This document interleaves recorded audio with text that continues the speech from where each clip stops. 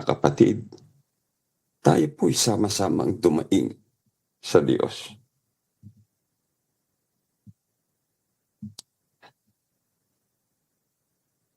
Ama namin na nasa mga langit, sa pangalan po ng aming Panginoong Jesus, nagpapasalamat kami sa iyo sa mga kabutihan. Patuloy mong ipinararanas sa aming mga kaliitan. Salamat po sa pakikinig mo sa aming mga pakiusap. Salamat sa mga pagmamahal na hanggang ngayon ay aming nararanasan at nararamdaman. Taglay namin ang buhay at lakas at mayroong mabuting pagkakataon na muli nakapuri sa iyong marangal na pangalan, makaganap ng aming mga tungkulin. Sana anumang kasalanan nasumpungan mo sa amin, ipatawad mo po. Linisin mo ang aming mga puso.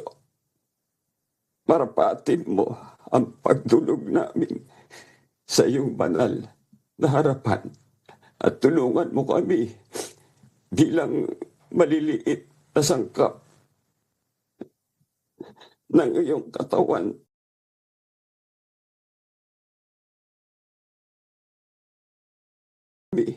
Sa pagganap namin ng aming mga tungkulin. Ano man ang aming sapitin at kung hanggang saan man kami makakarating, sana patuloy kami na maging maliliit na kasangkapan mo sa paraang minamarapat mo. Makatugon kami sa dahilan ng pagkakalikha mo sa amin, sa ipagiging dapat ng aming mga kaluluwa sa iyong banal na kaharian. Sa oras na ito, Ama, muli mag-aaral kami ng iyong mga salita. Buksan mo minsan pa ang pintuan ng iyong salita sa iyong bayan sa pamagitan ng lalaking niligay mo sa aming taga-akay. Samahan mo ang kabuuan ng aming pagkakatipon. Maramdaman namin palagi ang galak ng puso na maunawaan ng iyong mga salita at aming maisagawa. Panginoon, bahala ka na rin sa bawat daing ng aming mga kalooban. May kanya-kanya kaming kahilingan. Lahat ng balisa ng aming puso't kaisipan, inilalagak namin sa iyo. Sana lagi mong payapain ang aming mga puso. Bahala ka na po sa aming lahat. At bahala ka na rin magpaginhawa sa mga kapatid naming may mga sakit na dinaramdam. Sa kalooban mo, magsitanggap ng kaawaan, kagalingang nagmumula sa iyo. Maasa kami, ikaw palagi ang aaliw sa mga puso naming mga magkakapatid na dumaranas ng kapigatian at kalumbayan sa buhay na ito. Sa inamin, tinitiwala ang aming buhay at kapalaran, ang aming mga paggawa. Maraming salamat po. At sana ilakip na basbasan mo ang aming mga panauhin at nananatiling sa iyo ang lahat ng karangalan at pinakamataas na kapurihan. Maraming salamat, Ama, sa pangalan po ng aming Panginoong Hesukristo. Amen. Pagbati po ng pag-ibig at kapayapaan sa inyong lahat, mga kapatid, at magandang araw po sa lahat ng ating mga panauhin. Muli po ay salamat sa Diyos sa mabuting pagkakataon. Tayo ay muling magkasama-sama sa ating pagkakatipon at sa ating mga panauhin na patuloy na nagpapaunlak po naman sa atin na maibahagi naman po namin sa inyo ang aming pananampalataya. Nasa day 6 na po tayo kung loloobin ng Panginoon this coming Monday, 7 p.m. Philippine Standard Time sa atin pong pag-aaral ng mga doktrina ng ating Panginoong Hesukristo. Sana po ay maipagpatuloy po ninyo ang pagsubaybay sa mga bagay po na ating tinatalakay tungkol sa mga katwiran at aral ng Panginoong Hesus, ang aral ng Ebanghelyo. At tayo ay agad nang dumako dito sa atin naman kapatid na Rodel na pagpapatuloy ng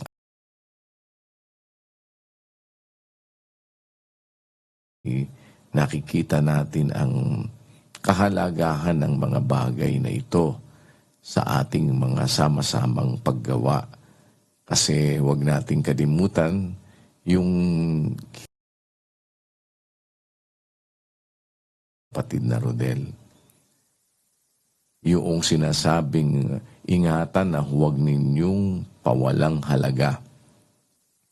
Ibig sabihin, kailangan ay mabigyang halaga. No, Brad Rodel? At Opo, Kuya. kaya nga mahalaga yung natin ang dahilan sa likod ng mga bagay na ito. Dahil ang bawat sangkap ng katawan may halaga.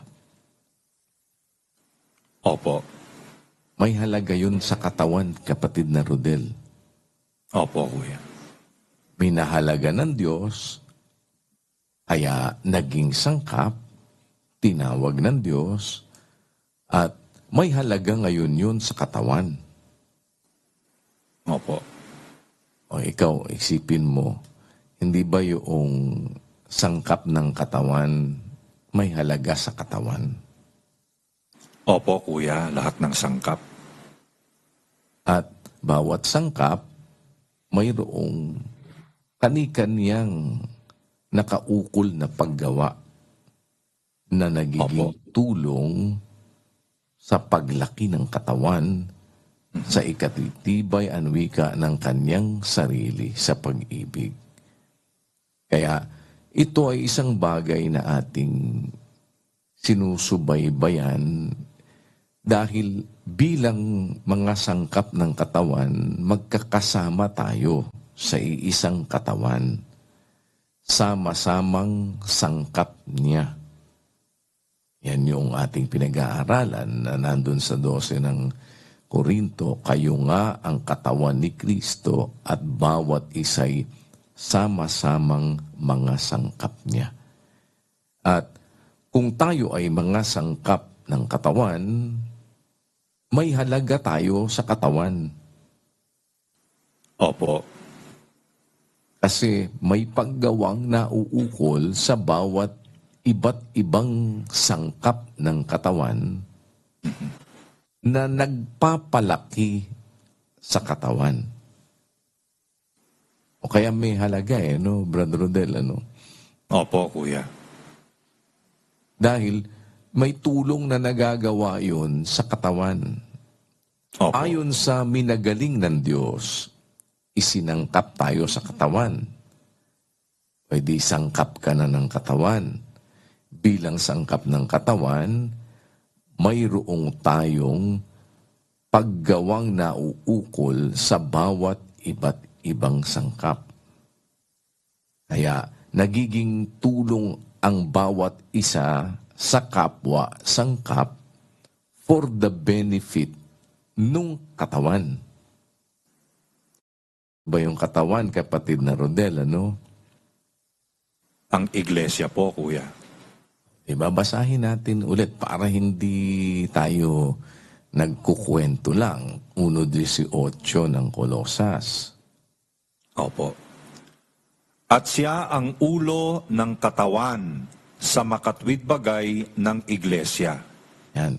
At doon sa katawan na sa makatwid bagay ang iglesia, tayo'y sama-samang sangkap.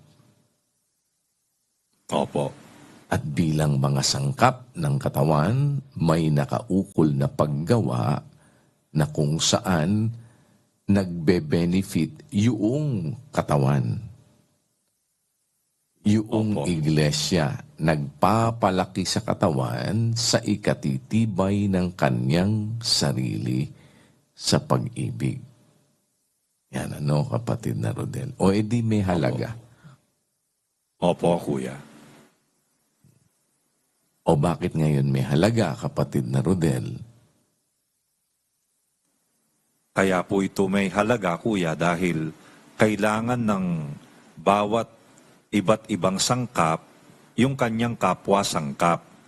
Dahil mayroong ibinigay ang Diyos na tungkuling gagampanan o gawaing gagampanan, yung bawat iba't ibang sangkap para yung pangangailangan ng buong katawan ay maisupply po yun para lumaki at tumibay po yung katawan.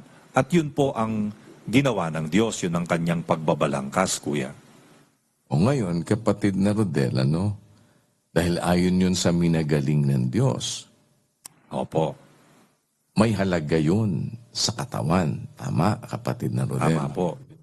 Dahil bawat isa na sangkap ay gumagawang sama-sama, magkakalakip, nagtutulong-tulong. Opo, Diba, no? opo, Sa ikalalaki ng katawan. For the benefit of the body. O ngayon, kapatid na Rodel, edi may halaga.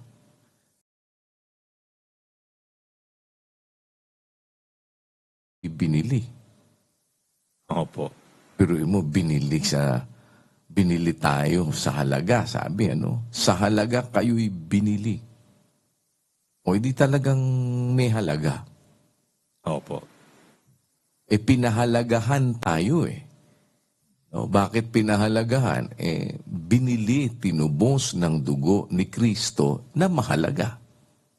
opo, At isinangkap sa katawan, inilagay ng Diyos ayon sa kanyang minagaling. Yung pagkakalagay doon, binili ng dugo ni Kristo. Mahalaga talaga. At may mahalagang bagay din na magaganap doon sa pagiging sangkap ng katawan dahil ang bawat sangkap ay magkakatulong na gumagawa, magkakasama sa paggawa para sa paglaki ng katawan, sa ikatitibay ng kanyang sarili sa pag-ibig, na ang katawan ay ang iglesia. O ngayon, Brother Rodel, may mahalaga sa katawan. Mahalaga sa katawan yung alin, kapatid na Rodel? yung bawat isang sangkap po at yung paggawang nakaukol po doon, Kuya.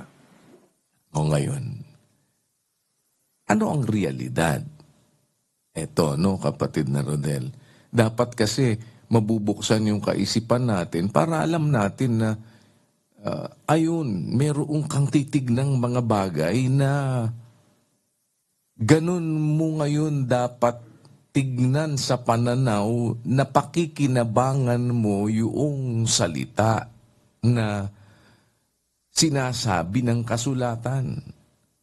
Dahil, Brother Rodel, hindi naman nasulat yan, iniisip mo ba na nasulat ng wala namang kabuluhan? Sabi ni Santiago, doon sa 4 at 4, kapatid na Rodel. Opo. Kayong mga mangangalon niya, hindi ba ganinyo nalalaman na ang pakikipagkaibigan sa sanlibutan ay pakikipag-away sa Diyos? Sino man ngang mag-ibig na maging kaibigan ng sanglibutan ay nagiging kaaway ng Diyos. O, 5. O iniisip ba ganinyo na ang kasulatan ay nagsasalita ng walang kabuluhan? iniisip ba nyo na ang kasulatan ay nagsasalita ng walang kabuluhan? O, hindi dapat na gano'n ang isipin natin.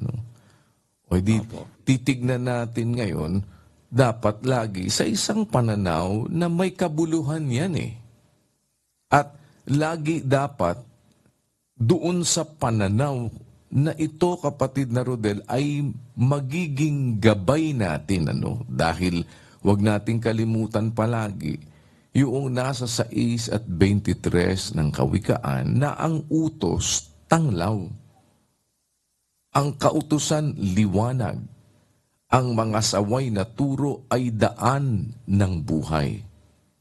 O dapat laging ito ay magkaroon ng magandang epekto sa atin na mga nagsisisampalataya, na mga tumatanggap doon sa salita.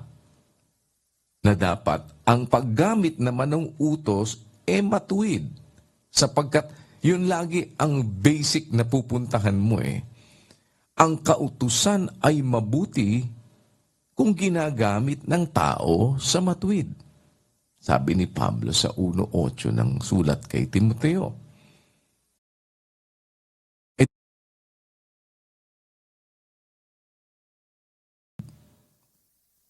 Nakasulat. Hindi naman yan nasulat ng walang kabuluhan. O edi dapat magamit sa makabuluhan, kapatid na Rodel. Opo. Kung ngayon nakikita natin yung kahalagahan ng bawat isang sangkap. Yung bawat isang sangkap magkakasama sa pagtatanggapan. Ano yung pagtatanggapan, kapatid na Rodel? Pagtanggap mo, tinatanggap mo, kasama mo sa paggawa. Tanggapin natin ang wika, sabi ni Juan, upang tayo'y maging kasama sa paggawa sa katotohanan.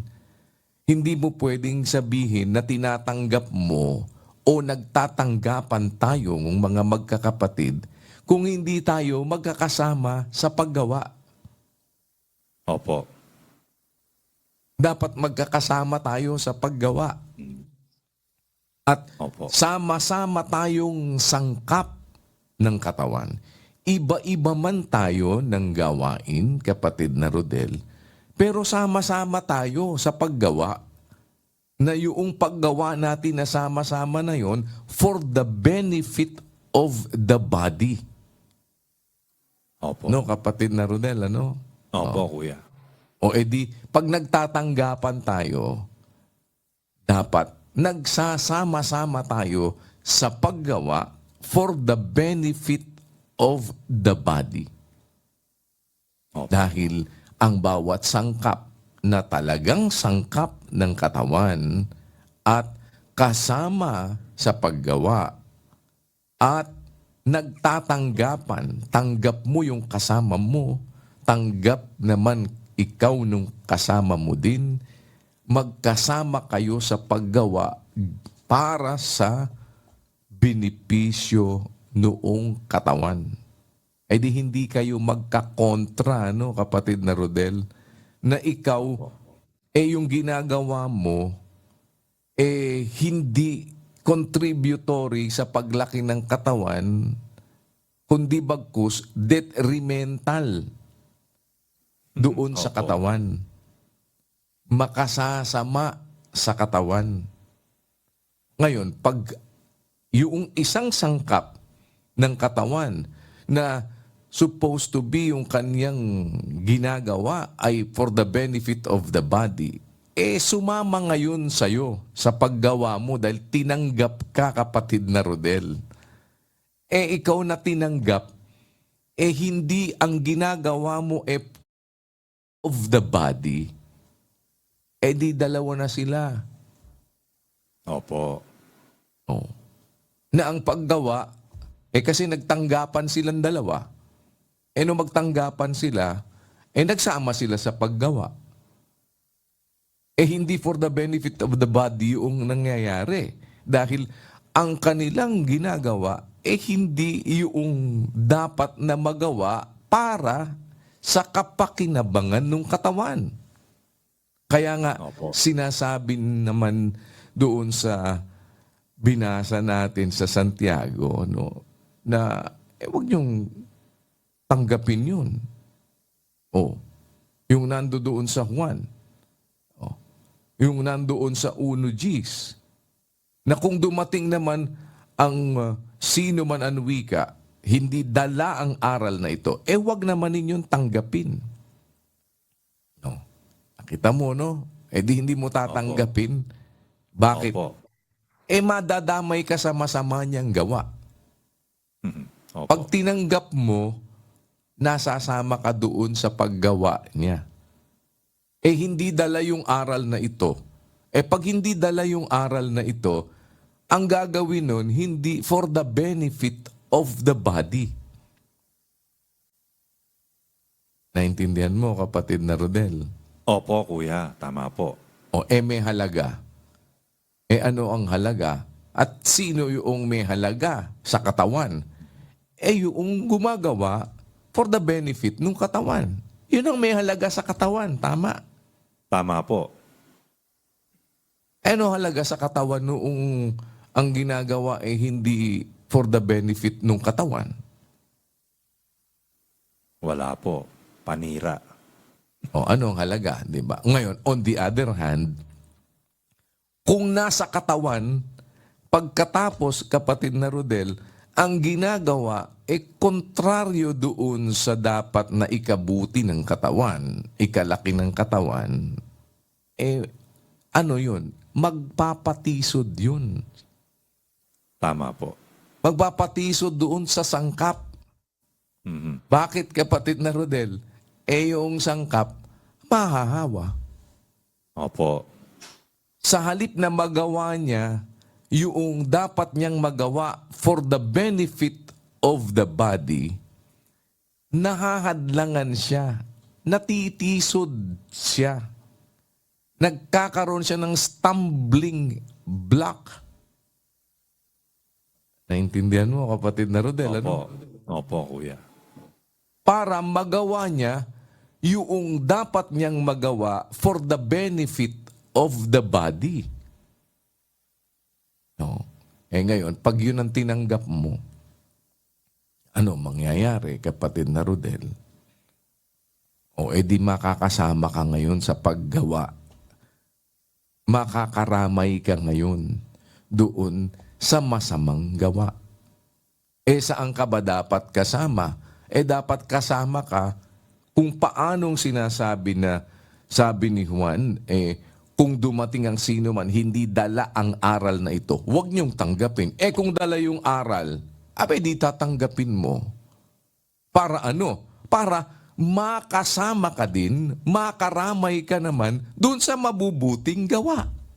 At dalawang bagay lang Di ba? Dahil yung tumatanggap doon sa hindi dala yung aral na ito, nakakaramay sa masamang gawa.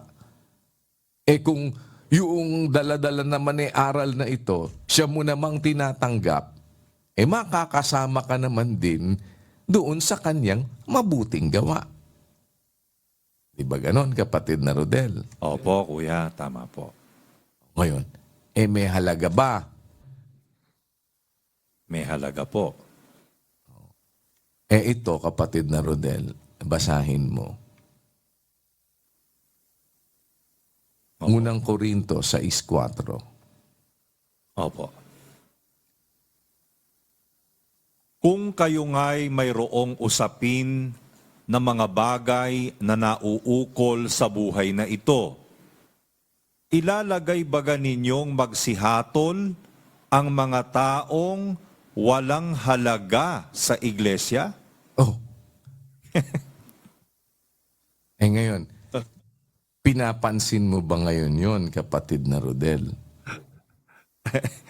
Dito po sa paksa natin, hindi ko po naiisip puntahan yan, kuya. Ano ibig sabihin? Ano, kapatid na Rodel? Opo, merong mga taong walang halaga sa iglesia. Bawat isang sangkap mahalaga Binili sa halaga, pinahalagahan. Yung function, mahalaga. Tulong po yon sa katawan. Pero merong tinutukoy sa Biblia, mga taong walang halaga sa iglesia, kuya. Eh, ano ba yung iglesia, kapatid na Rodel? Di ba yun yung Yun po ang katawan? katawan. Oo. Opo. Ano ngayon ang ibig sabihin? Hindi tayo ang naglalagay nung letra na yun. Ngayon, maaring hindi maganda sa pandinig, ano? Opo. Pero dapat mailagay dun sa tamang perspektibo, kapatid na Rodel. Dahil, ba't naman ni ka ganun? No. Hindi ba, no? Kapatid na Opo. Rodel. Opo. Ano ngayon nasabi sa pagpapatuloy?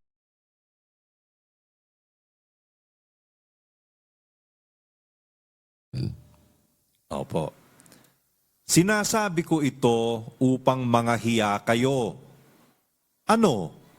Di yata't wala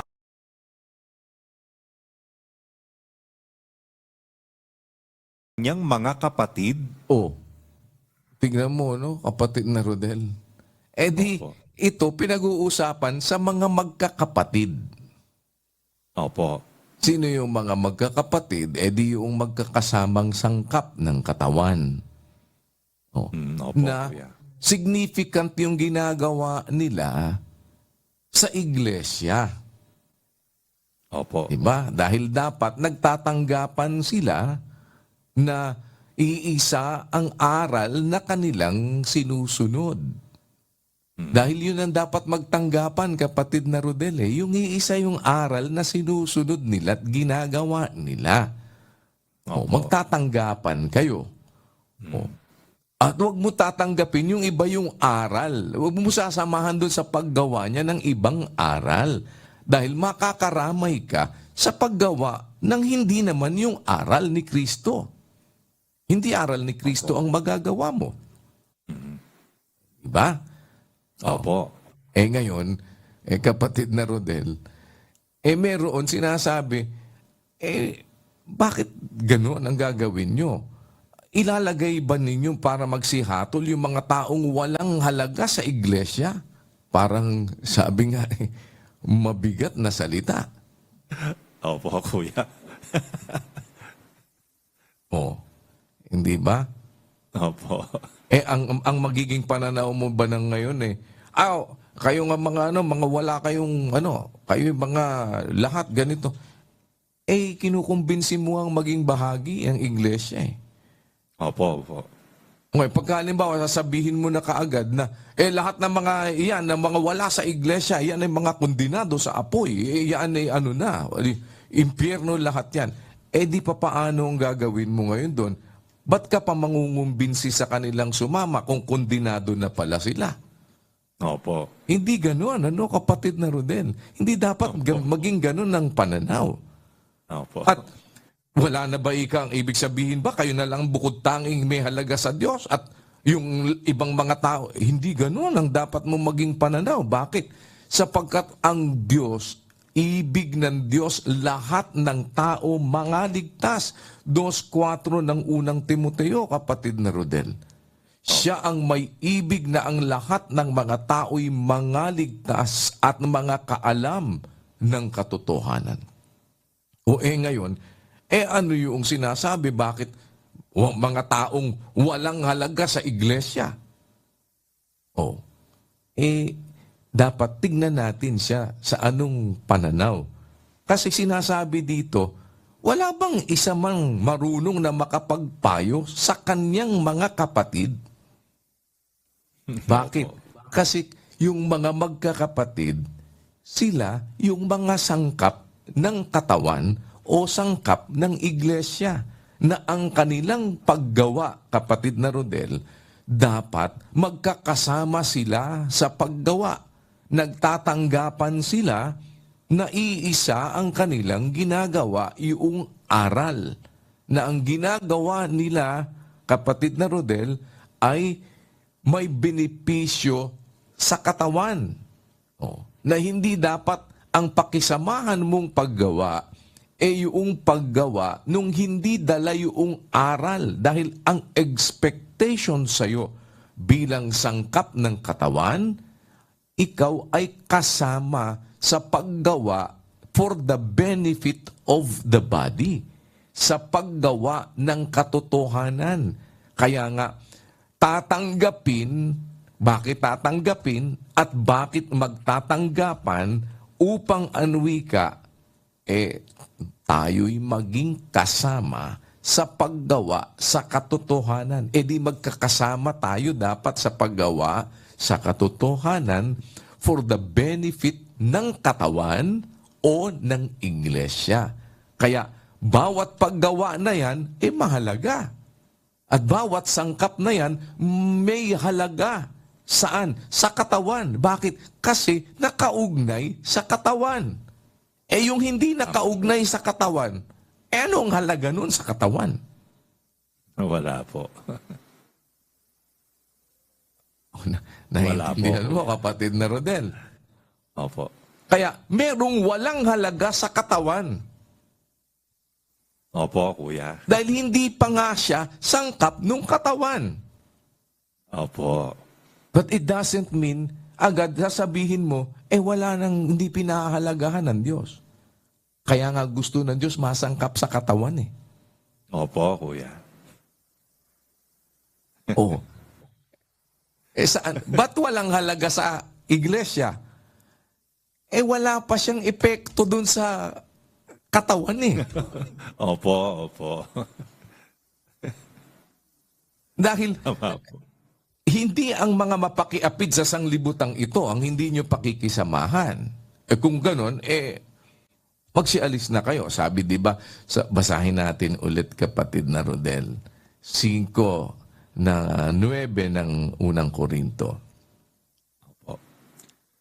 Isinulat ko sa inyo sa aking sulat na huwag kayong makisama sa mga mapakiapid.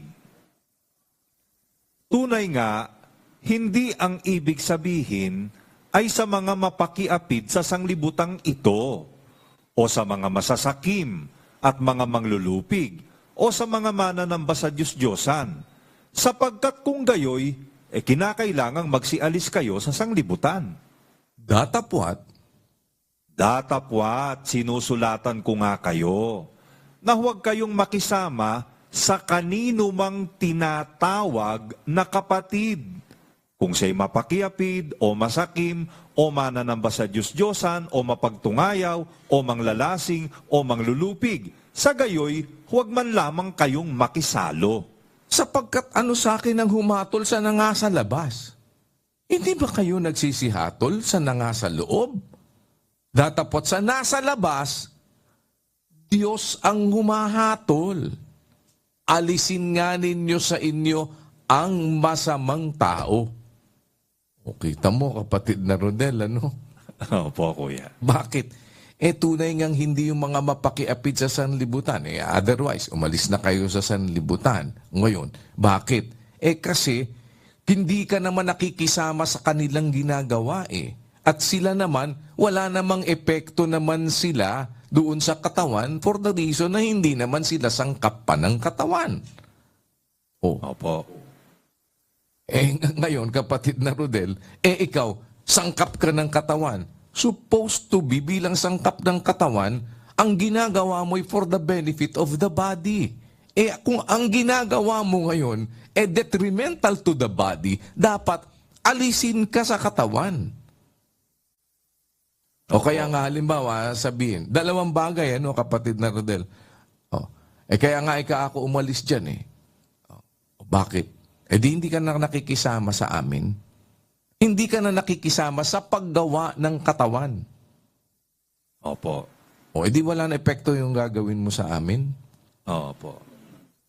Hindi ka na namin kasama sa katawan Opo. Diba? Pero kung halimbawa, kasama ka pa sa katawan, tapos ang ginagawa mo hindi kami ngayon makikisama sa'yo. Diba? Opo. Hindi ka tatanggapin nung kapwa mo sangkap. In what manner, kapatid na Rodel? In what sense? Hindi ka sasamahan dun sa ginagawa mong hindi nagbe-benefit yung katawan. Opo. Otherwise, pag tinanggap ka, sinamahan ka dun sa ginagawa mo, kumukontra ka na nga doon sa aral Pag sinamahan ka dun sa ginagawa mo, di ano ang ibig sabihin? Tinanggap ka kasi. Sinamahan ka dun sa paggawa mo. Na ang ginagawa mo kaya nga huwag kayong makikisama ang wika sa mga tinatawag na kapatid. Tinatawag na kapatid. Pero hindi ang ginagawa, yung dapat ginagawa ng kapatid na magbe-benefit ang katawan. Kaya yung bawat sangkap na yon ng katawan, kapatid na Rodel, na gumagawa for the benefit of the body, pag nagtatanggapan, gumagawang magkakasama for the benefit of the body. May halaga yon sa iglesia. May halaga yon sa katawan. Ba't may halaga sa katawan? Kasi gumagawa sila sa ikalalaki ng katawan. Opo. Ngayon, yung gumagawa, wala namang epekto sa katawan. May halaga ba sa katawan? Wala po. Sa ganong sense, wala. Di ba? In the sense na wala namang epekto kasi ikaw doon sa katawan kasi hindi ka pa sangkap ng katawan. Kaya walang halaga doon sa katawan.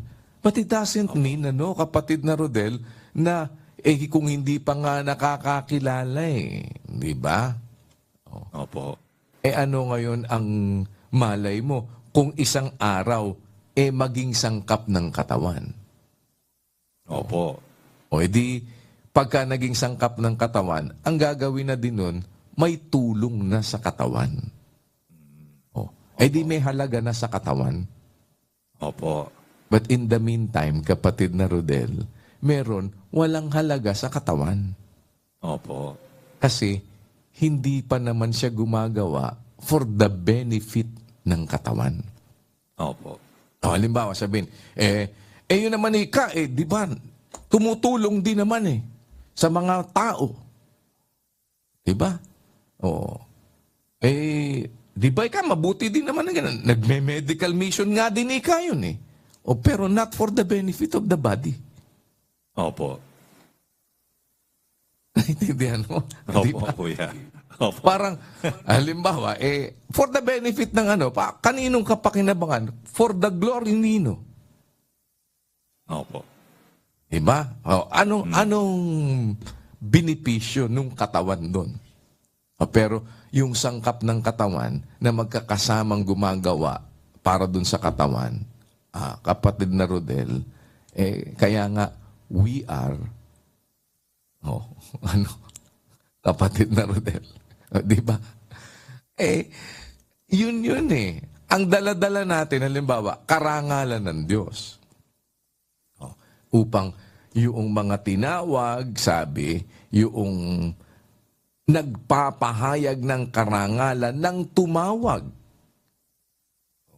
Dahil tinawag ka na, sinangkap ka sa katawan, ipinakisama ka sa katawan, naging bahagi ka ng katawan, ang bawat paggawa na ibinigay ay ayon sa minagaling ng Diyos para maging sangkap ka ng katawan, para yung paggawa nating sama-sama, maging sa karangalan nung tumawag sa atin na naglagay sa iyo doon sa katawan bilang sangkap, na nagbigay sa iyo ng function doon sa katawan bilang sangkap para sa kapakanan nung katawan bilang sangkap, na ang gagawin ngayon noong sama-sama na yon na paggawa sa ikalalaki ng katawan sa karangalan nung naglagay sa iyo sa katawan. Tama po. Amen, kuya. Amen. Tama Di po. may halaga sa katawan, kapatid na Rodel? Meron po, kuya. Ngayon, halimbawa, sasabihin, kayo na lang ba ang gumagawa na mabuti? Kayo na lang ba for the benefit of the body? Kung halimbawa, may sinasabi kayong may ginagawa ang kahit na sino. Brother Rodel, may ginagawa yung ganito, may ginagawa yung ganito.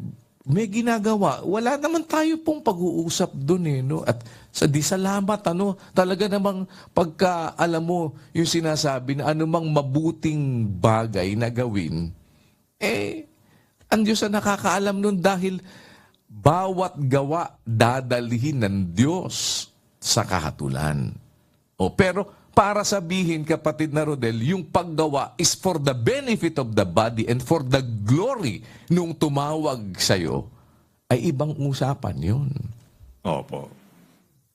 Ngayon, yung may halaga sa iglesia, para bang sinabi, ba't nyo naman yung kukunin ninyo na ilalagay ninyo para magsihatol sa inyo dyan? May usapin kayo na ukol sa mga bagay sa buhay na ito.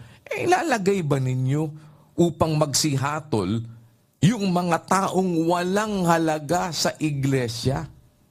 Parang ganito lang, simple lang na paliwanag. Wala naman silang pakialam sa'yo eh. Parang, ba't mo ano pakialam nila sa'yo? Di ba, ano kapatid na Rodel? Opo. Para bang, baka mamay sabihin pa siya, ano ba pakialam ko sa inyo? Kayo yan. Ba't akong ilalagay ninyo dyan para, it doesn't make sense. Opo. Pero, hindi naman, kapatid na Rodel, para bang, ang sabihin na lang, pagka hindi nakasama sa iglesia, ayaw na ng Diyos maligtas. Opo, hindi po ganon. Ibig ng Diyos ang lahat ng mga tao'y mga ligtas at mga kaalam ng katotohanan. Hindi gusto ng Diyos lahat ng tao maligtas. Pero the reality is, kapatid na Rodel, ayun, maliwanag yung 6:4. May mga tao, ano kapatid na Rodel, na? Walang halaga sa iglesia. Oo. Bakit? Ano iglesia? Katawan. Bakit? Kasi, hindi ba? Wala namang yung paggawa naman, hindi ka sangkap. Kung hindi ka sangkap ng katawan, yung paggawa mo, hindi for the benefit ng katawan. Neither, kapatid na Rodel, yung paggawa mo, makakaapekto sa katawan. Gumawa ka man ng masama, walang epekto sa katawan yon. Ikaw, may epekto sa'yo dahil dadalhin ng Diyos ang bawat gawa sa kahatulan. Di ba? Ewan ko. Opo. Nakakasunod ka ba, Brad Josel? Kuya, ligayan-ligayan po ang puso ko rito sa 6:4 ng unang Korinto na ito. Salamat po sa Diyos. Alam niyo po, ito naman ay dinaanan din naman natin kahit sa doktrina, mga kapatid. No, basic kasi sa atin yung mga tungkol sa pagkakaroon ng usapin at binabanggit nga dyan sa 6:4-5 na hindi tayo pwedeng maglagay ng hahatol sa gitna natin kung merong mga usapin ng mga taong walang halaga sa iglesia. Yan ang na-stated dyan sa 6:4. Ang sabi, kung kayo nga'y mayroong usapin na mga bagay na nauukol sa buhay na ito, ilalagay ba ninyo upang magsihatol ang mga taong walang halaga sa iglesia? So may mga talagang tinutukoy na mga taong walang halaga sa iglesia. Dinadaan-daanan natin sa pagbabasa at pakikinig. Alam ko naman po na noon pa, ang tinutukoy naman dyan, siyempre, yung mga hindi kapatid.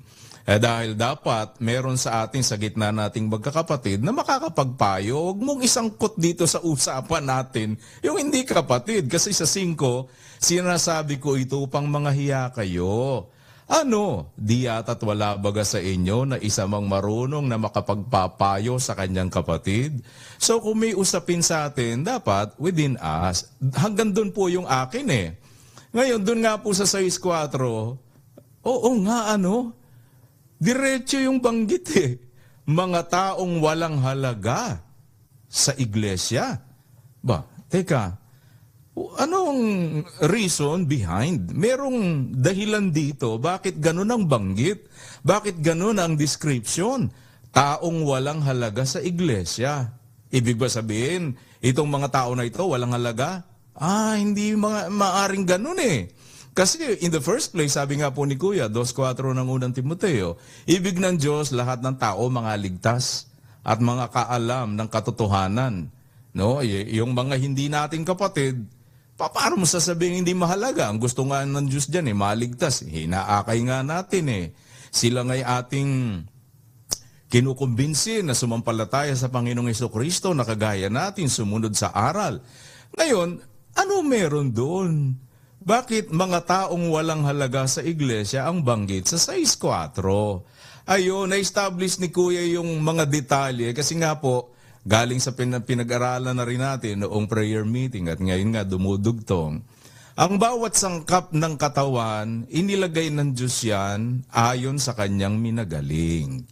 At ang bawat sangkap may kaukulang paggawa na para sa bawat sangkap na yung kanyang function, yun po ay tulong para sa ikabubuti, sa pagpapalaki ng katawan, ikatitibay ng kanyang sarili, sa pag-ibig. Kaya may halaga yung bawat sangkap.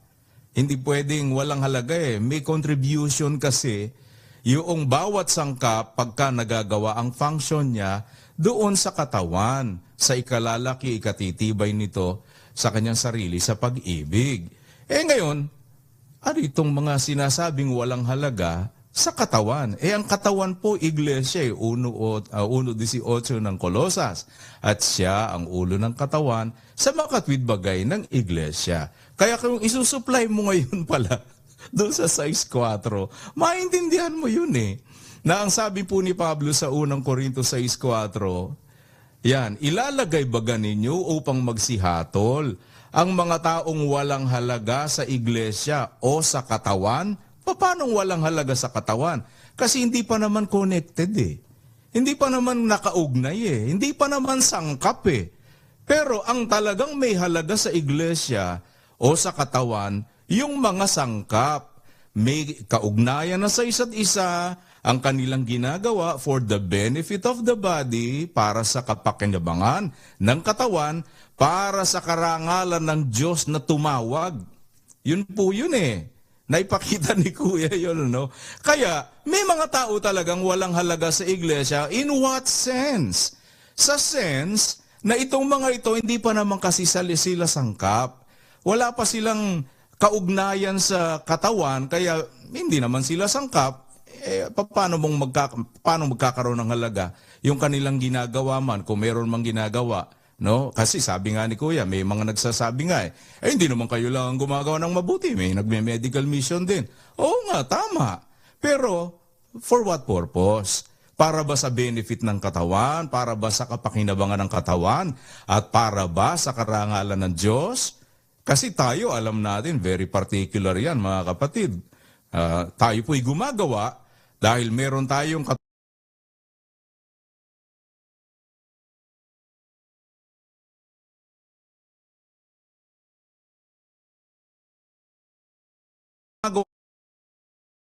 mabuti, sila na siguro magsasabi bakit nila ginagawa. Baka naman for their own glory, hindi para naman sa karangalan ng Diyos. At hindi naman sila nakaugnay sa anumang kagaya ng atin na katawan o iglesia, sila magsasabi kung bakit yon. Pero tayo alam natin. Kung anong halaga ng ating ginagawa para sa katawan at para sa karangalan ng Diyos, nagkakaroon ng halaga ang bawat sangkap talaga eh. May mga tao walang halaga sa iglesia sa sense na hindi naman kasi sila sangkap pa. Malay natin balang araw pagka naging sangkap na sila, sabi nga ni Kuya, magkakaroon din sila ng halaga sa iglesia o sa katawan.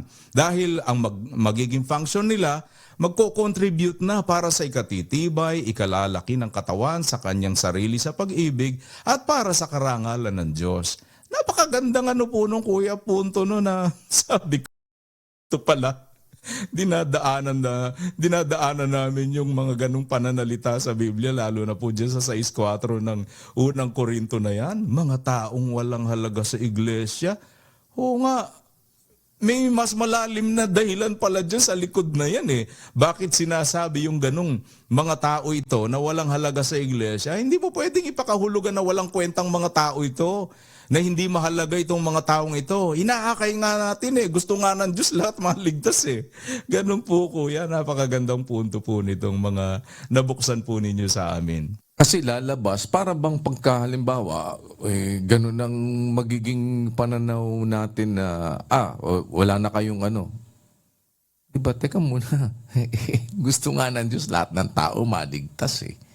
O ngayon, kaya nga ang bawat sangkap, Brad Rodel, Brad Josel, pagka gumagawa naman tayo bilang sangkap ng katawan, sa karangalan ng Diyos na tumawag sa atin sa ikalalaki ng katawan, sa ikatitibay ng katawan. Kaya nga, paggawa natin sama-sama, hindi naman tayo ang paggawa natin, Brad Rodel, eto ay ano to ni Brad Rodel, Mangiliman.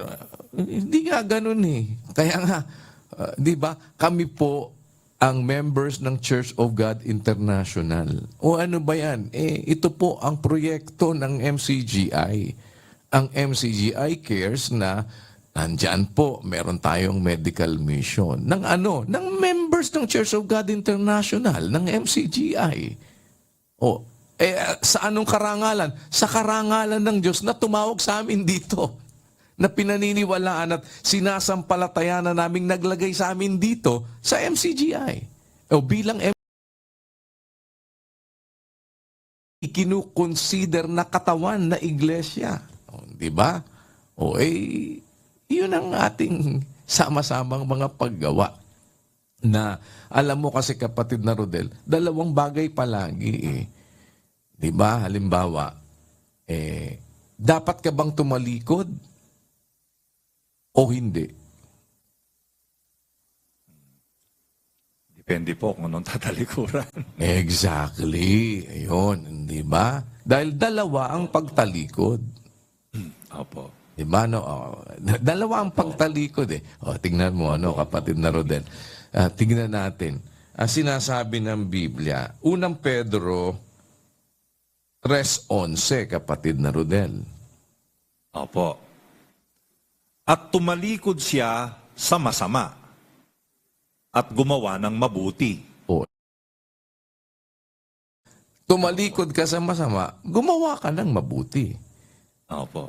Hanapin ang kapayapaan at kanyang sundan. Di dalawang bagay na kapaloob ka agad. Tumalikod ka sa masama, gumawa ka ng mabuti. Ano ibig sabihin? Ang pagtalikod sa masama, paggawa ng mabuti. Pagka naman, ikaw naman ang ginawa mo masama, tumatalikod ka sa mabuti. Opo. Hindi ang tinatalikuran mo yung masama. Kasi meron ganun, kapatid na Rodel eh. Bakit? Tignan mo. Doon naman sa ikalawang Pedro, puntahan mo naman, kapatid na Rodel, ang 2:21. Opo. Sapagkat magaling pa sa kanila ang hindi nakakilala ng daan ng katwiran, kaysa pagkatapos na makilala ito, ay tumalikod sa banal na utos na ibinigay sa kanila. Tingnan mo, kapatid na Rodel. Dalawang bagay yan, Ano naman ito? Ang tinalikuran naman yung utos eh. Opo. Hindi ang tinalikuran yung masama. Ano ba yung utos? Di ba ang utos mabuti? 7:12 ng Roma, ang kautusan banal, ang utos banal, matuwid at mabuti. Ngayon, ito, tumalikod sa kautusan, tumalikod sa utos, sa banal na utos na ibinigay sa kanila. Di tumalikod sa mabuti. Opo. Yung isa, tumalikod sa masama, gumawa ng mabuti. Di ba? Kaya, dalawang bagay. Ano ibig sabihin? Brad Rodel, pagkatatanggap ka, dapat huwag ninyong tanggap. Meron tatanggapin ka, tanggapin naman ninyo. Bakit tatanggapin? Upang makasama ninyo, tayo'y maging kasama sa paggawa sa katotohanan.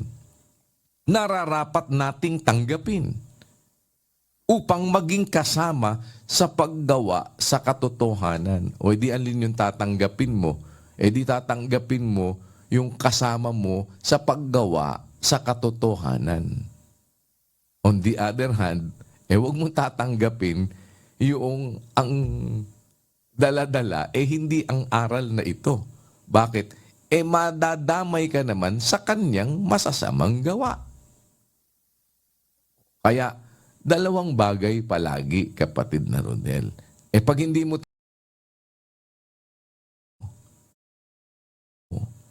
so dapat pupunta ka lagi sa realidad. Papaano ba yung pagtanggap at pagtatakwil? Magtatanggapan at yun namang dapat na itakwil o hindi tanggapin, hindi mo tatanggapin. Hindi naman kasi lahat tatanggapin mo. Oh. Opo. Dahil pagka ganun ang gagawin, lahat ano ka, para kang hunyango. Kung saan ka makapit, ganun ang gagawin mo. Di ba parang pagkakasama mo si ganito, sige, dyan ako sa aral mo. Pag ganun, nandun ka sa kabila, yun ang aral mo. Kaya nga sinabi, magsialis kayo sa kanila. Meron kang aalisan, kapatid na Rodel. Magsihiwalay kayo, sabi ng Panginoon. Huwag kayong magsihipo ng mga bagay na marumi at kayo'y aking tatanggapin. Di ba, gusto mo, tanggapin tayo ng Diyos. Meron ka namang hindi tatanggapin. Opo. Naintindihan mo, no, kapatid na Rodel? Gusto mo tanggapin tayo ng Diyos, may hindi ka tatanggapin. At may tatanggapin ka din, kapatid na Rodel. At kapag ka may tinanggap tayo, ang tatanggapin natin dapat at tayo'y magtatanggapan, tatanggapin, sasamahan sa paggawa, kapatid na Rodel, para tayo maging magkakasama sa paggawa dahil tayo'y nagtatanggapan. Ang nagtatanggapan, magkakasama sa paggawa, nagsasama dahil sama sa magkakasamang gumagawa ng paggawang nauukol sa bawat iba't ibang sangkap na may kaugnayan sa katawan, nagbe-benefit ang katawan. On the other hand, kapatid na Rodel, ang hindi mo naman tatanggapin o itatakwil mo, no? Dapat itatakwil mo yung paggawa ng hindi ayon doon sa aral ni Kristo. No? Hindi mo tatanggapin. Di itatakwil mo yun, kapatid na Rodel. Kasi dapat maintindihan natin ang realidad ng pagtatakwil. Ang realidad, hindi ka namin sasamahan sa paggawa mo ng hindi ayon sa aral. Opo, kuya. Naintindihan mo, Brother Rodel? Awa po ng Diyos, kuya. Opo. Hindi mo kasi, dapat makita natin paano tayo magiging realistic, kapatid na Rodel. Ang isang bagay na totoo, kung dumating sa inyo ang sino man, hindi dala ang aral na ito, huwag ninyong tanggapin sa inyong bahay. Paano kung nasa bahay mo?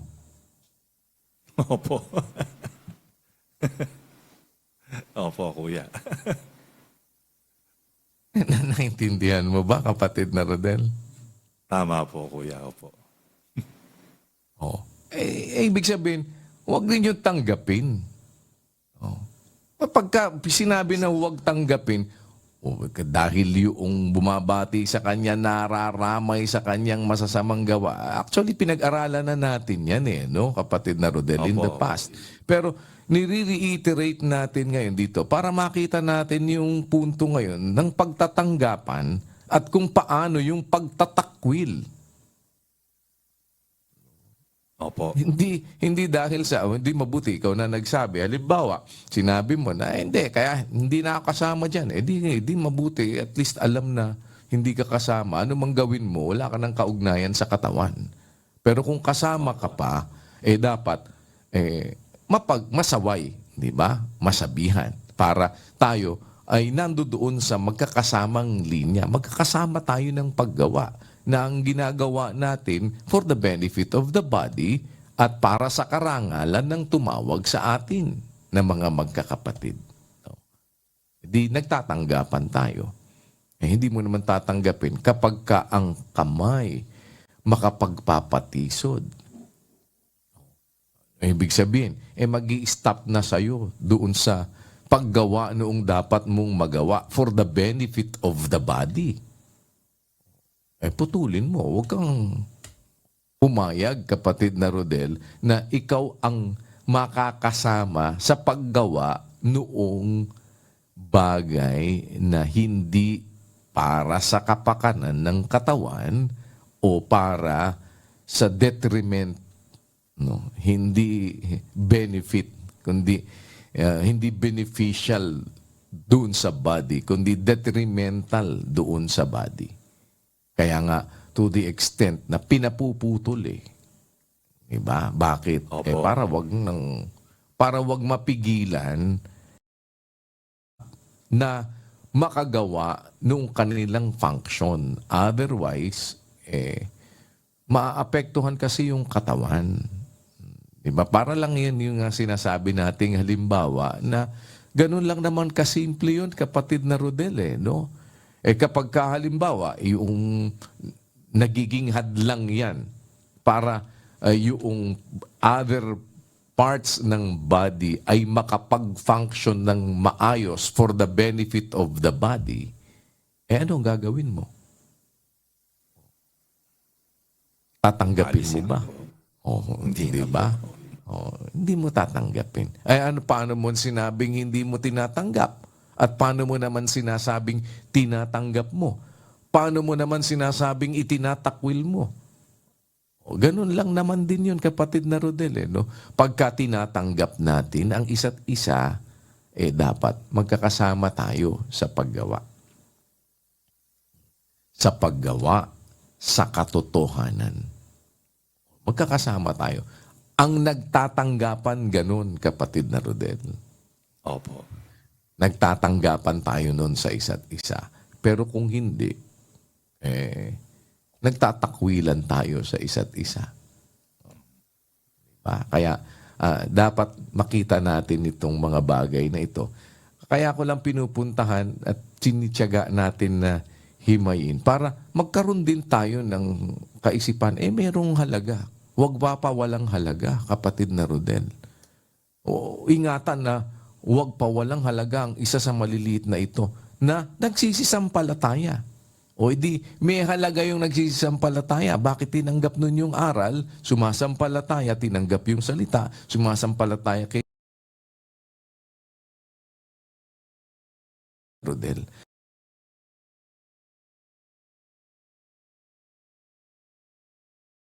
Kalalaki, ikatitibay ng katawan sa pag-ibig. Dahil tinawag ng Diyos. Kaya ang gagawin ngayon niyan, sa ikapupuri o sa karangalan nung tumawag.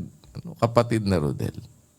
Pero hindi maitatanggi, may binabanggit. Hindi tayo ang nagsabi nun, si Pablo, na merong sinasabing mga taong walang halaga sa iglesia.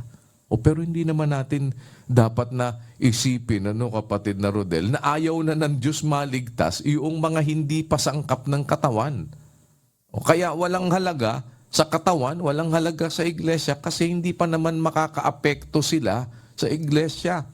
Either ways, kapatid na Rodel, na yung maging beneficial o maging detrimental kasi walang epekto yun. Hindi yun sangkap ng katawan. Pag hindi sangkap ng katawan, anong epekto nun sa katawan? Kahit pa yan may cancer. Halimbawa, Brother Rodel, may cancer yung sangkap na yon. Wala naman sa katawan mo. Opo. May cancer ika yung may breast cancer ika. Hindi mo naman breast Opo. Anong epekto sa katawan mo nun? Yung breast may cancer, di ba? Eh di breast Opo. cancer. Tanong, breast mo ba? Hindi. O, anong epekto nun sa katawan? O, halimbawa naman ngayon, sabi, halimbawa, ang, ang tigas ng muscles, ang laki ng katawan na. O, ang ganda ng muscle niya, ang ganda ng tawag, bicep niya. O, ganda ng bicep. Eh, bicep mo ba? Hindi. Hindi rin yun. Hindi rin, hindi ba? Parang, ang lakas pala ika ng kamay nun. Ang lakas, malakas siya, malakas yung kamay, malakas bumuhat yung kamay. O, tanong, kamay mo ba?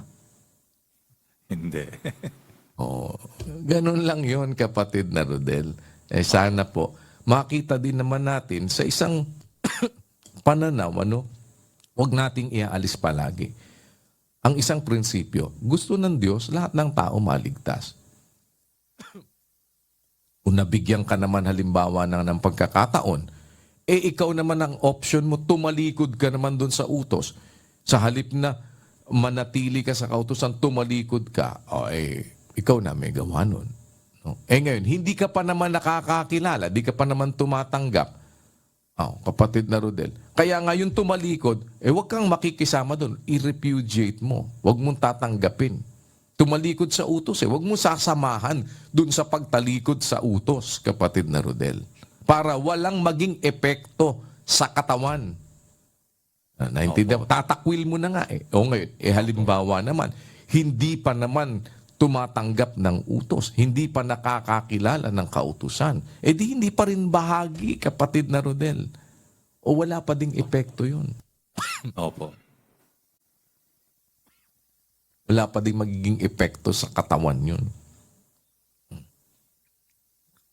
Kaya pagka nadinig mo ngayon, yung walang halaga sa iglesia, hindi naman basta't parang ang ilalagay sa kaisipan ni para bang demeaning na kagad sa tao. Opo. Hindi ganon.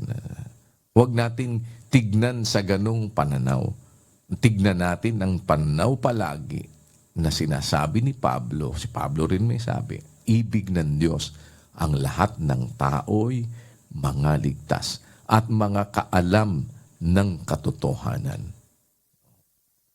Kung halimbawa, ikaw naman ay nabigyan na ng chance, gusto kasi ng Diyos maligtas ka, ikaw naman ay tumalikod. Ikaw naman ang may ayaw. Diba? Ikaw nang may dala-dala nun. O ngayon, halimbawa naman, hindi ka pa nakakakilala ng katotohanan, gusto ng Diyos makaalam ka ng katotohanan. Pero the reality is, kung hindi ka pa bahagi ng katawan, anuman ang gagawin mo, wala pang epekto sa katawan. Kaya gusto mo magkaroon ng epekto sa katawan, gusto ko ikaw makagawa rin yan dahil tumutulong naman ako sa ganito. Gusto mo magkaroon ng epekto sa katawan, halika na kapatid. Edi sumama ka sa katawan para ang iyong paggawa ay magkakaroon ng significance sa katawan. Diba ganon, kapatid na Rodel? Amen, Kuya. Sana meron kang nakuha sa bahagi na yan. Opo, salamat sa Panginoon, Kuya, sa mga detalye pong ito na nadagdag doon sa nakalipas nating napag-aralan. Dahil nandoon po tayo sa pinapaunawa sa atin ng ating paksa, yung nararapat nating maging pagpapahalaga sa isa't isa na kapwa mga sangkap ng katawan na ang nagbalangkas at humusay ay ang Diyos. Siya po ang naglagay sa bawat sangkap ng katawan. At bukod doon sa kayayan mahalaga kasi binili ng dugo ng Panginoong Jesucristo yan, ang isa pang nakita natin, kaya mahalaga yan, inilagay ng Diyos yan, contributory ang kanyang magiging papel, ang kanyang gagawin sa pakinabang o sa benefit ng katawan para po ang katawan ay lumaki at ang katawan ay tumibay. O ang iglesia, dahil ang katawan, yun po ang iglesia. Kaya binigyan tayo ng kanya-kanya po nating mga kaloob, paggawang nauukol sa bawat iba't ibang sangkap. Yung function ng isang sangkap, mahalaga yon para sa lahat ng mga sangkap. Kaya pag ang lahat ng mga sangkap, bawat sangkap, gumagawa ng nakaukol na paggawa sa kanya, ang nagagawa po niya ay tulong para doon sa katawan. Mahalaga po yon sa katawan. Mga kapatid, kahit sa literal nating katawan, yung lahat ng sangkap ng ating katawan, yung ginagawa nila, mahalaga po yun para po sa kapakanan at pakinabang ng katawan. So, ganun yung halaga ng bawat isang sangkap sa loob ng iglesia. So, pag sinabing sangkap ng katawan, talagang sangkap, may function, gumagawa ng kanyang tungkulin, mahalaga po yan sa katawan. May halaga yan sa katawan, may halaga yan sa iglesia. Kaya mahalaga na matutunan natin, sangkap tayong pare-pareho, dapat po nagtatanggapan tayo. Paano natin masasabing nagtatanggapan tayo? Ang dapat nating maintindihan po,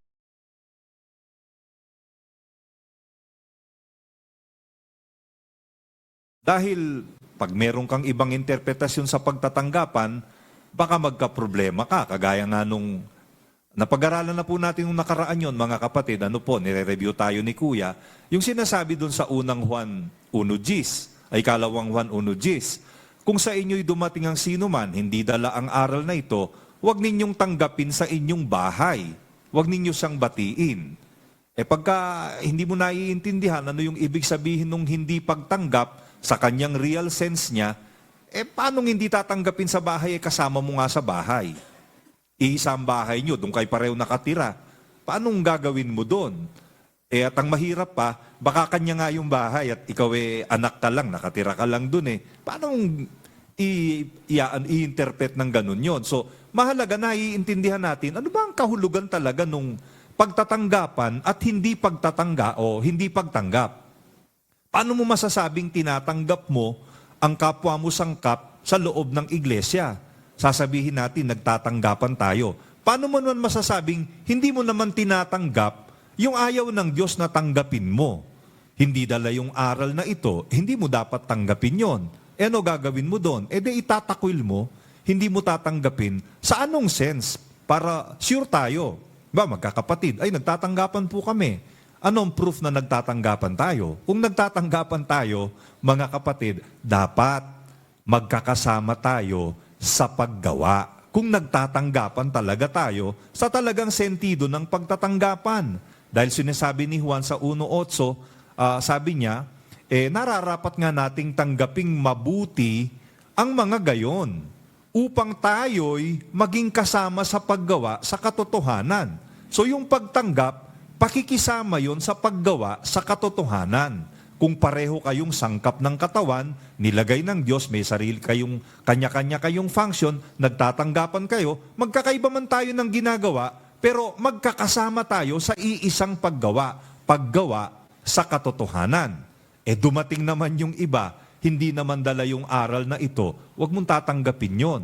Bakit? Pag tinanggap mo yon, binati mo yon, sabi nun sa 1:11, ang bumabati ang wika sa kanya, ba't mo binabati? Tinatanggap mo Nararamay sa kanyang masasamang gawa. O yung pagtanggap mo doon sa hindi dala yung aral na ito, pakikisama mo yon doon sa kanyang masasamang gawa. Kaya, kung tinatakwil mo yon, hindi mo yon tinatanggap, huwag kang sumama. No, kumbaga, i-exclude mo na. Huwag ka nang sumama doon sa kanyang ginagawang masama. Doon sa kanyang ginagawang hindi ayon sa aral ng Panginoon.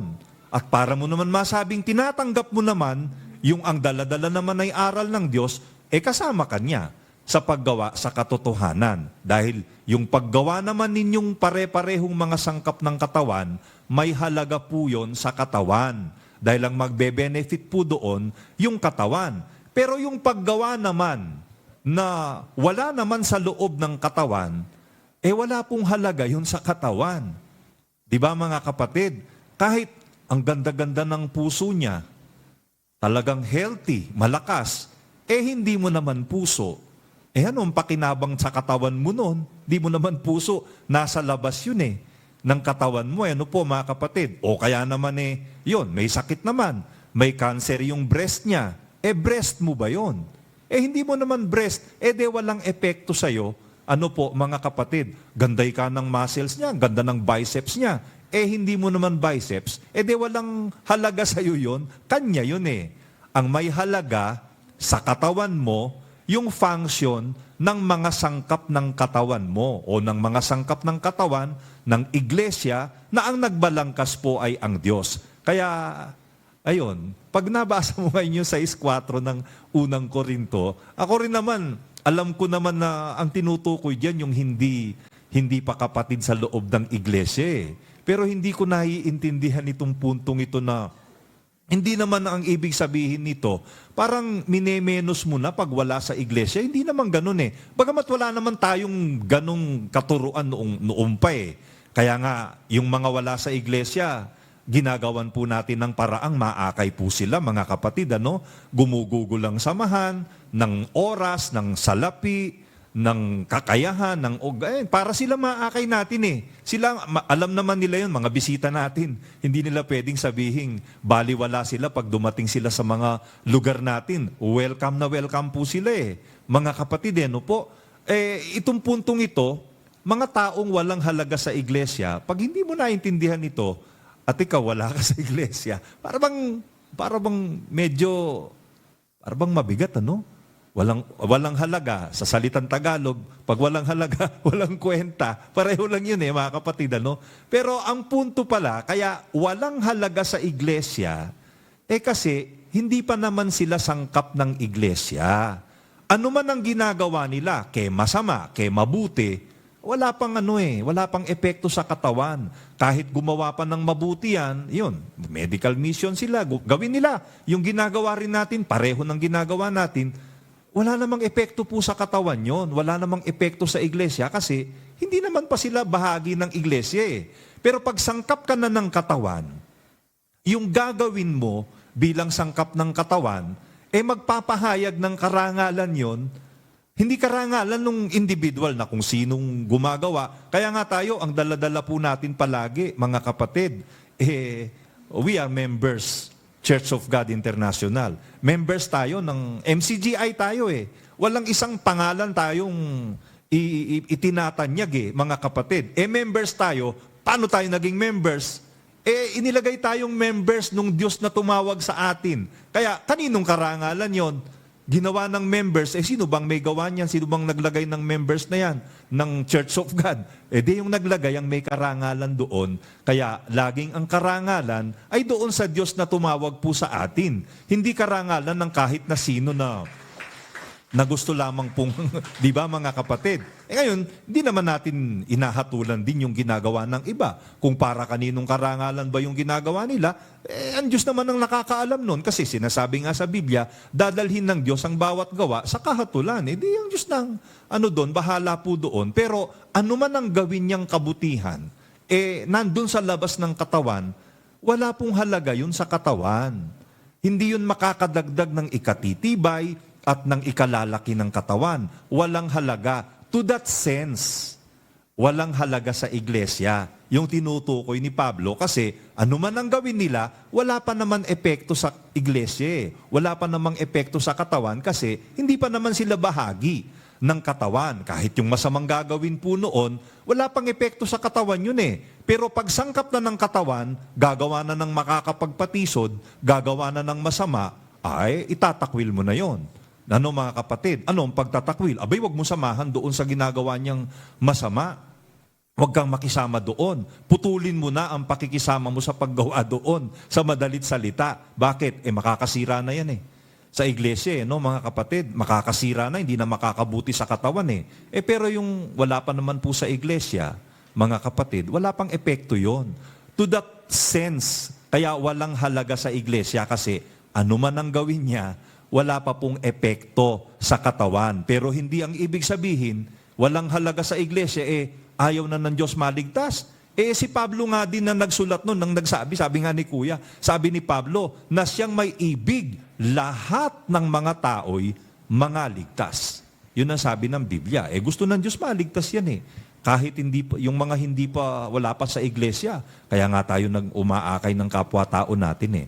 Walang halaga sa iglesia dahil wala pa naman kasing epekto sa iglesia anuman ang kanilang ginagawa. Yun ang ibig pong sabihin ni Pablo. Dahil yung usaping sinasabi sa 6.4 hanggang sa pagpapatuloy, usaping magkakapatid yon.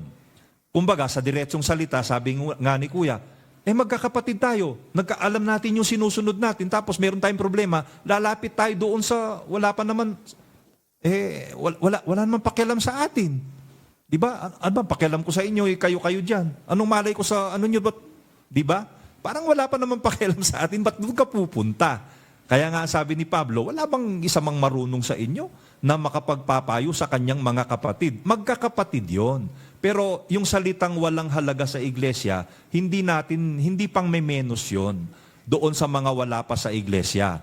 Ang point lang, wala pa silang epekto na kahit na ano kasi hindi naman sila sangkap ng katawan. Malay mo, balang araw, yung hindi pa kaanib na yon, dumating ang panahon, tumanggap ng aral, di ba? Makakasama mo ngayong gagawa na sa katotohanan. Yun naman tumanggap na sa katotohanan, tapos tumalikod. Di ba? Kasi dalawang bagay, tatanggapin, hindi tatanggapin. Di ba mga kapatid, tatalikod ka, anong tatalikuran mo? Di ba? Depende. Tatalikod ka sa masama. Gagawa ka ng mabuti. Pero meron naman ang tinatalikuran yung mabuti. Yun naman ang nangyayari doon sa iba. Nabigyan ka na ng pagkakataon. Tinalikuran mo, ikaw nang may gawa nun. Pero yung hindi pa kaanib sa iglesia, hindi po natin winawalang halaga to the sense na walang kwentang hindi na maliligtas yan. Hindi.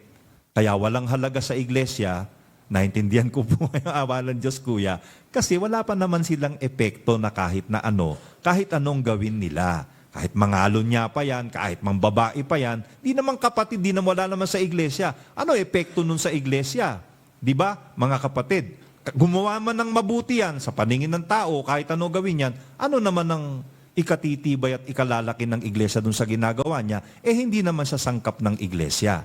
Yun lang yung point na yon. Pero lahat ng tao, ibig po ng Diyos maligtas. Kaya salamat sa Diyos, Kuya, nagliwanag lalo sa atin. Anong meaning ng pagtatanggapan? Ano ang meaning naman nung hindi pagtanggap o pagtatakwil? At bakit merong mahalaga at bakit merong walang halaga? Naintindihan po natin ngayon sa awa at tulong ng Diyos. Milyong salamat sa Diyos, Kuya, sa kanyang pagtuturo. Kaya ingatan ninyo ang wika na huwag ninyong pawalang halaga ang isa sa maliliit na ito. At ang sinasabi, yung isa sa maliliit na nagsisisampalataya. Ang liwanag yun, kapatid na Rodel? Opo. Sino mang magbigay ng ikatitisod sa isa sa maliliit na ito na nagsisisampalataya, ingatan ninyo na huwag ninyong pawalang halaga ang isa sa maliliit na ito. Ngayon, ilalagay ba ninyo na magsihatol yung mga walang halaga, mga taong walang halaga sa iglesia? Bakit? Sabi, sa 5, sinasabi ko ito para mahiya kayo. Wala bang isa mang marunong makapagpayo sa kaniyang kapatid? Kundi ang kapatid ay nakikipag-usapin laban sa kapatid at ito'y sa harapan ng mga hindi nagsisisampalataya.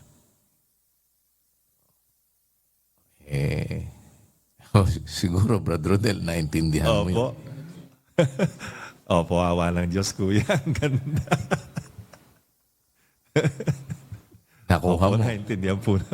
Awa po ng Diyos, Kuya, kasi huwag mong pawawalang halaga ang isa sa maliliit na ito. Mahalaga. Sino yung mahalaga na yon na tinutukoy? Yung sumasampalataya sa akin, sabi ng Panginoong Hesukristo. Huwag mong pawalang halaga yung sumasampalataya kay Kristo, kahit yung pinakamaliit, kasi sumasampalataya yon. Mga kapatid, mahalaga yon. Bigyan mo ng pagpapahalaga yon. Ngayon, ano naman yung tinutukoy sa 6.4 ng Korinto? Ang galing Kung kayo ngay mayroong usapin na mga bagay na nauukol sa buhay na ito, ilalagay ba ninyo upang magsihatol ang mga taong walang halaga sa iglesia? Ito naman walang halaga, ano po? Yung isa, pahahalagahan mo. Sino yon? Yung sumasampalataya. Ito, walang halaga sa iglesia. Tapos, sa 5, sinasabi ko ito upang mga hiya kayo. Ano, di yata't wala baga sa inyo na isa mang marunong na makapagpapayo sa kanyang mga kapatid? Sa 6. Kundi ang kapatid ay nakikipag-usapin laban sa kapatid at ito'y sa harapan ng mga hindi nagsisipanampalataya. Yun yung tinutukoy na walang halaga. Yung hindi naman sumasampalataya eh. Bakit? Ang mahalaga, pinapasabi ni Kristo, kahit pinakamaliit, huwag mong pawalan ng halaga. Sino yon? Yung sumasampalataya. Sino naman yung tinutukoy niyang walang halaga? Yung hindi pa sumasampalataya. Pero malay mo, balang araw sumampalataya. Yon, kuya. Salamat sa Diyos. Nandun pala eh. Ang galing talaga. Kaya ang ating pag-asa, kapatid na Rodel, ay Opo. maibahagi yung salita ng ating Panginoong Jesucristo sapagkat ang pananampalataya ay nanggagaling sa pakikinig at ang pakikinig ay sa pamamagitan ng salita ni Kristo. Kaya nga, marami sa atin, hindi ba? Ayan, tayo naman kaya sumampalataya, nakapakinig din naman tayo. Kaya may awaan Diyos, isang araw at yun po ang amin ding paanyaya sa ating mga panauhin na pakinggan po ninyo yung ating mga ibinabahaging mga katwiran at salita ng ating Panginoong Jesucristo. At sa kalooban ng Diyos ay maging kabahagi din kayo o maging sangkap ng katawan na siyang iglesia at tayo'y magkasama-samang magtanggapan at magsama-sama sa paggawa sa katotohanan. Sa Diyos ang lahat ng karangalan at ang lahat ng kapurihan magpakailanman. Salamat po sa Diyos mga kapatid. Magandang araw sa inyong lahat.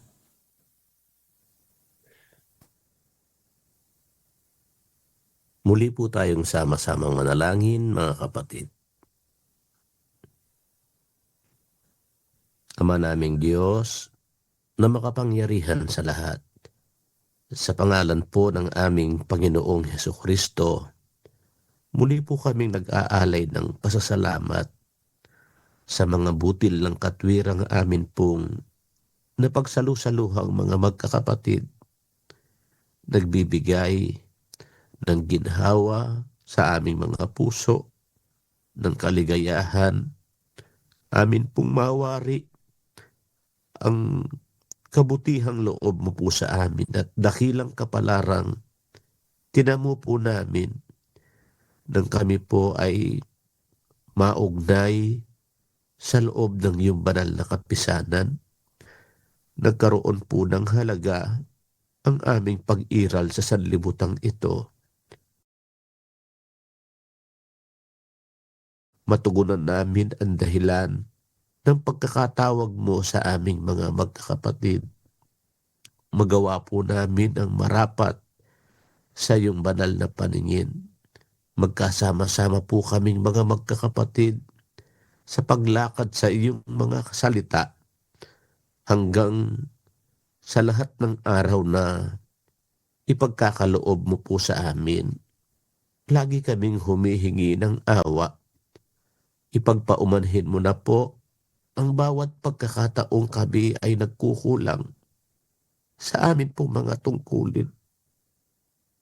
Pasensya ka na po, Panginoon.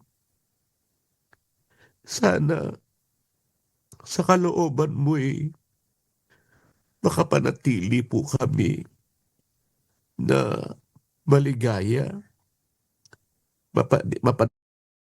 mapanghawakan ang iyong mga salita sa lahat ng araw na aming ilalagi sa sanlibutang ito. Lagi mo po sana kaming saklolohan. Bigyan mo po kami ng ibayo at matatag na pananampalataya. Mailaban po namin, masikhay ang pananampalatayang tinanggap po naming mga magkakapatid.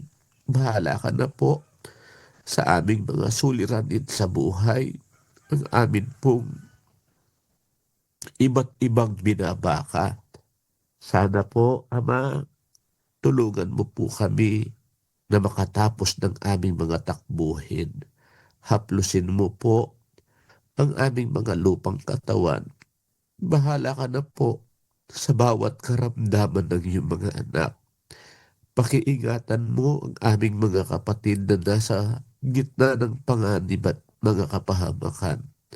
Maraming salamat po, Panginoong Diyos, sa kabutihang loob mo po sa amin, sa pangalan ng aming Panginoong Hesukristo.